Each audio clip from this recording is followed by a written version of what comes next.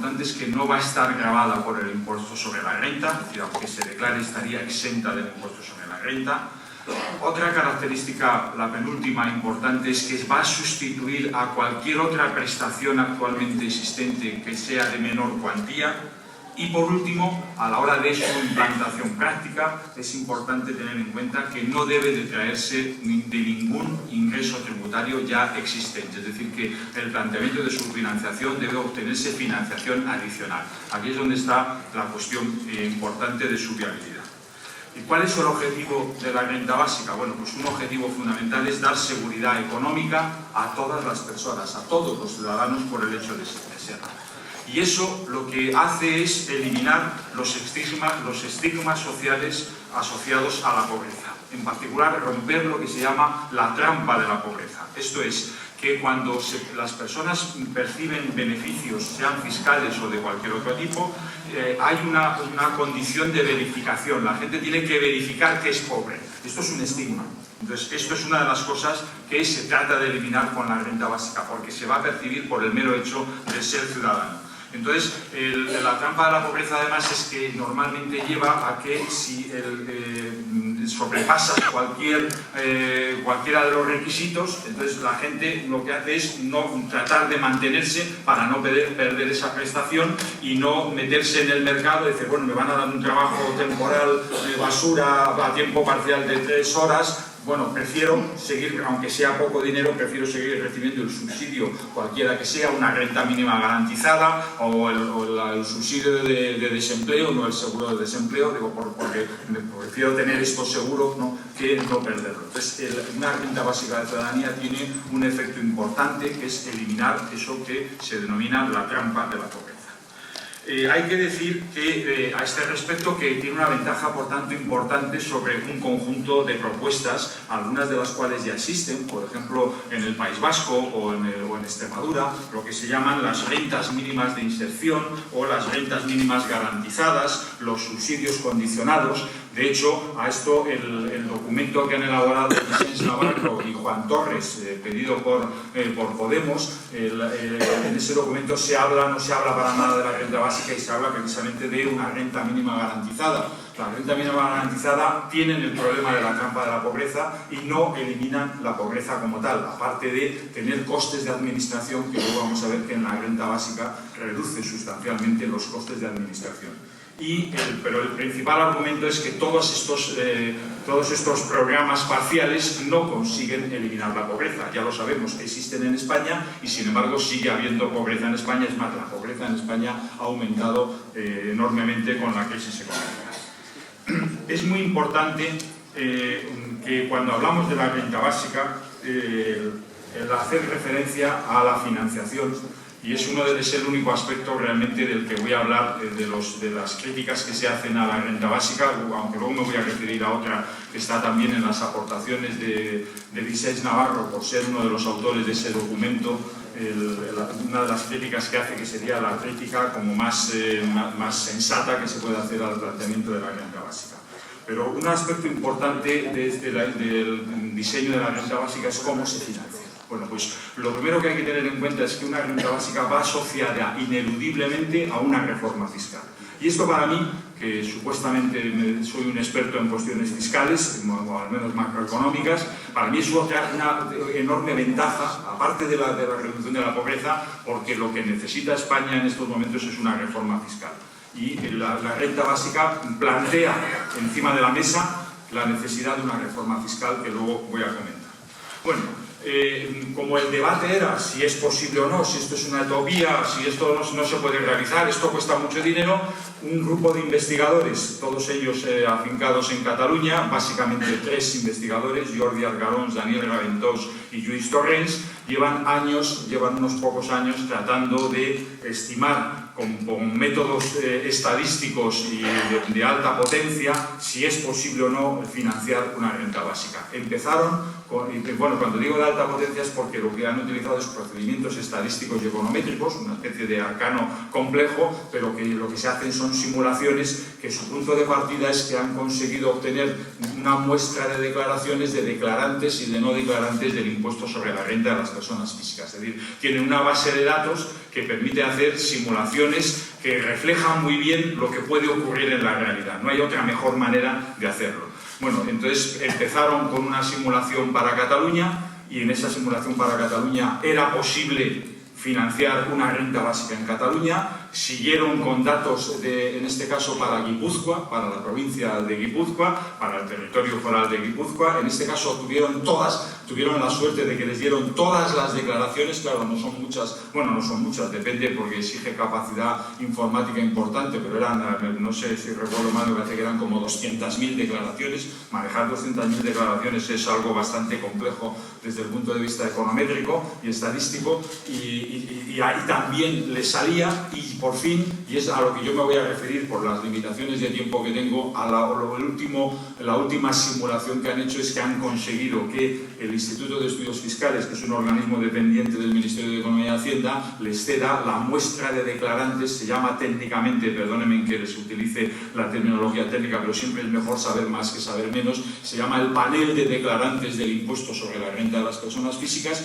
que coge todas las declaraciones en un año determinado, en este caso es el 2010, todas las declaraciones, y de ahí saca una muestra de declaraciones. Son casi 2 millones de declaraciones que representan al conjunto de los españoles, con una peculiaridad: en este caso no están incluidos los territorios forales. Pero esto no sería, es decir, Navarra y País Vasco, pero esto no sería un problema porque ya ellos tres han hecho la estimación para Guipúzcoa, demostrando que si para Guipúzcoa es posible, probablemente para Navarra y para las otras dos provincias vascas también sea posible la financiación e implantación de la renta básica. Entonces me voy a referir porque ha salido hace una semana y me parecía importante, aunque los datos todavía son provisionales, pero me parece importante porque al referirse a toda España ya tiene una consistencia la estimación de cómo se puede financiar una renta básica. Bueno, pues la renta básica va a consistir, como desde el punto de vista de la prestación se trata de cubrir el umbral de pobreza, pues su estimación sería una renta básica de un poquito menos de 7.500 euros anuales, porque esa es la línea de pobreza. En concreto, 7.471 euros anuales, y para los adultos mayores de 18 años y el 20% de esa cantidad para los menores de 18 años. ¿Por qué menos para los menores de 18 años? Bueno, porque se ha comprobado que los menores, en la medida en que están en la unidad familiar, necesitan menos renta porque están integrados en la unidad familiar. Se parte de que la unidad de convivencia es la familia, ¿de acuerdo?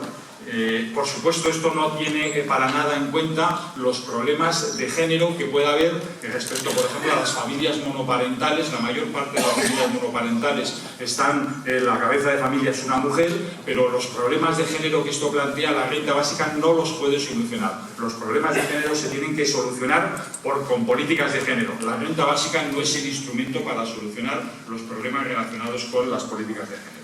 Bueno, entonces lo primero que hace la estimación de la renta básica, como se elimina cualquier otra prestación de cuantía inferior, lo que nos encontramos es que tenemos un ahorro, entre comillas, porque vamos a suprimir un montón de prestaciones. Entre esas prestaciones que se suprimen, pues se suprimen todas las pensiones básicas mínimas que hay, se suprimen las prestaciones por desempleo que estén por debajo de esa cuantía, se suprimen ayudas familiares, de vivienda, las ayudas por exclusión social, se suprimen becas, se suprimen clases pasivas del Estado, pensiones de clases pasivas que estén por debajo de esa cuantía, se suprimen las ayudas a los sacerdotes de la Iglesia Católica, a los reclusos.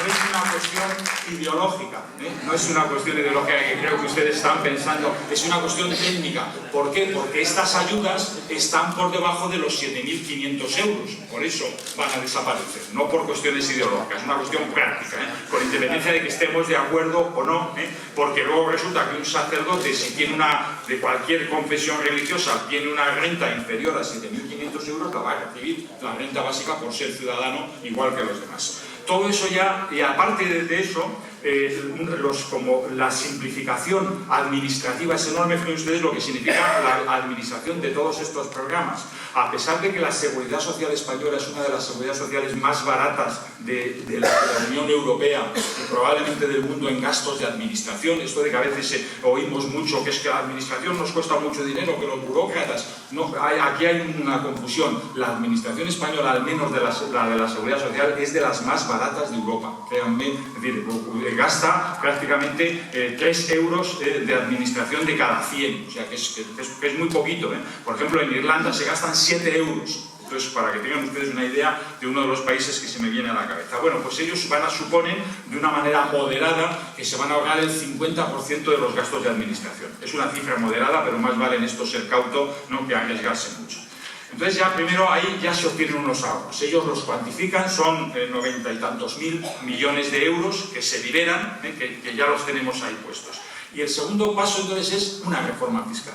¿Por qué? Porque se necesita hacer una reforma fiscal porque la renta básica de ciudadanía va a estar integrada en el marco del impuesto sobre la renta. Se va a ligar por cuestiones prácticas al impuesto sobre la renta. Entonces se tiene que realizar una reforma fiscal. Esa reforma fiscal, no voy a detallarla, aunque supone eliminar en estos momentos el tratamiento privilegiado de eso que llaman el ahorro, es decir, las rentas del capital, eliminar todas las subvenciones, exenciones fiscales, ayudas que hay tanto en la base como en la cuota, y algunos detalles más que no voy a entrar en ello, pero que es importante ese modelo de cambio del impuesto sobre la renta. Y luego, por simplificación de los cálculos, porque el cálculo es bastante complejo, imaginen ustedes manejar 2 millones de declaraciones, por simplicidad los autores estiman un solo tipo del IRPF. Es decir, ahora mismo hay una tarifa, ¿no?, con 5 tramos. Bueno, pues por ellos, por simplicidad de cálculo, dicen paguen solo un tipo impositivo, ¿vale? Ese tipo impositivo les va a salir,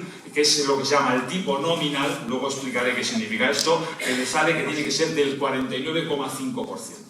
Todo el mundo va a declarar sus rentas y van a tributar al 49,5%. Pero los 7.500 euros de la renta básica no van a tributar. Entonces, ¿cuál es el resultado de eso? Bueno, pues el resultado de eso es que en la estimación el 10% más pobre de la población española resulta que va a tener un tipo negativo del impuesto sobre la renta del menos 209%. ¿Por qué? Porque está cobrando la renta básica. Mientras que la decila, el 10% más rico de los que declaran el impuesto sobre la renta, decíamos que el tipo nominal era el 49,5%. ¿Realmente cuánto van a pagar sobre su renta? Van a pagar estaban pagando un 28% actualmente y pasan a pagar alrededor de un 43%. Pero el resultado de esto, cuando uno ve cómo se distribuyen los pagos por el impuesto sobre la renta, es que el 70% de la población española gana con la reforma. Y por supuesto hay perdedores. Siempre en estas reformas hay ganadores y perdedores. Pero esta es una de las cuestiones, por eso decía que es una decisión política, porque hay un 30% que pierden, que son los más ricos o más acomodados, porque algunos, por ejemplo, los profesores de universidad perderíamos un poco, nos veríamos que teníamos que pagar un poco más, estaríamos entre los perdedores moderados, pero el 70% de la población gana. Y además, con esa reforma lo que ocurre es que se reduce mucho la desigualdad. Ahora mismo el sistema fiscal español prácticamente no reduce la desigualdad en España. Entonces hace falta esa reforma fiscal, entre otras cosas, necesita que el sistema fiscal contribuya a mejorar la distribución de la renta. De hecho, esta reforma lo que hace es mejorar sustancialmente los indicadores de desigualdad. Para el que sepa un poquito de esto, el que se utiliza normalmente, que es el índice de Gini.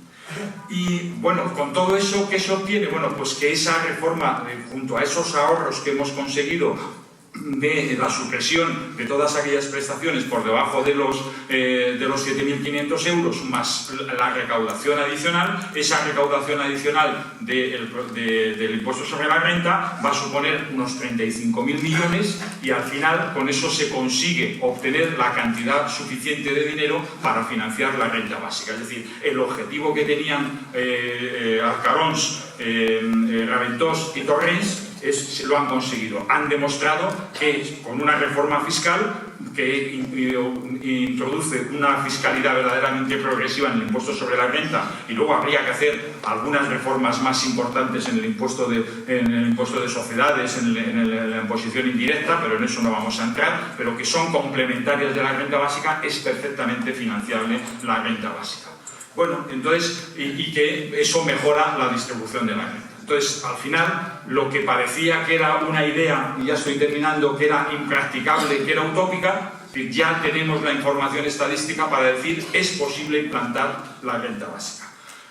¿Cuál es el único argumento que se puede establecer en contra? Bueno, es un argumento que decía antes, está utilizando Vicens Navarro. Bueno, se obtienen 30.000 millones o 3,5 puntos porcentuales del Producto Interior Bruto, y él dice lo que tenemos que hacer es, en vez de una renta básica de ciudadanía, dedicar ese dinero a mejorar el estado del bienestar. Porque precisamente esos 3,5 puntos es lo que nos diferencia de la media del estado del bienestar de las prestaciones sociales de la Unión Europea.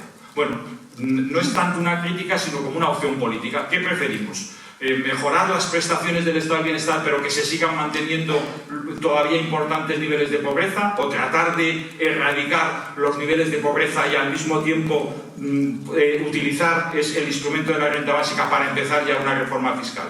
Como empecé mi disertación, es una decisión política que tienen que tomar los ciudadanos. Esto es lo que yo quería hacer.